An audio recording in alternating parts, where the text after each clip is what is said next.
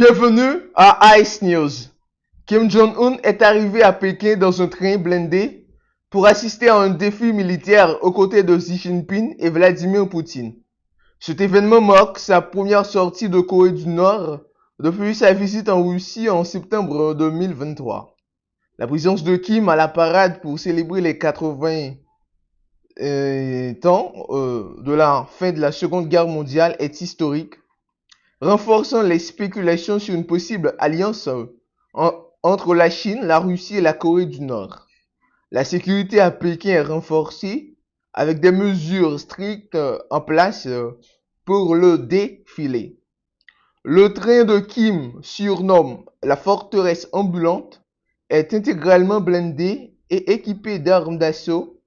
Malgré sa lenteur, il assure une protection maximale. Christopher Green de l'International Crisis Group souligne que cette visite montre l'acceptation de la Corée du Nord dans un groupe de nations dirigé par la Chine. Les liens entre ces trois pays, remontant à la guerre froide, se manifestent à travers leur coopération actuelle, notamment dans le contexte de la guerre en Ukraine. D'autres informations de l'actualité: Cardi B a été blanchie par un jury de Los Angeles dans un procès de 24 millions de dollars intenté par un garde de sécurité qui l'a accusé d'agression lors d'une attaque en 2018. Le rappeur dont le nom légal est Belcalis Marlenis Almanzar n'aura pas à payer de dommages-intérêts. On continue.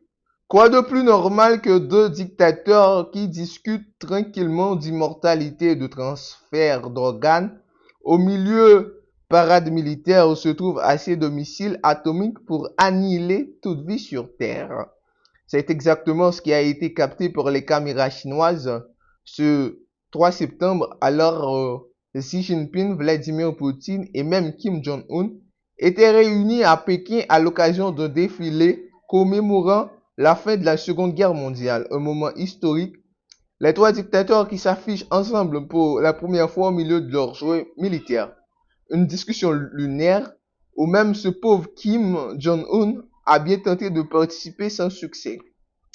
À distance, Donald Trump, non invité, les a accusés de conspirer contre les États-Unis.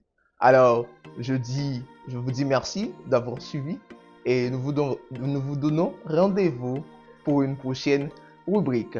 À la prochaine.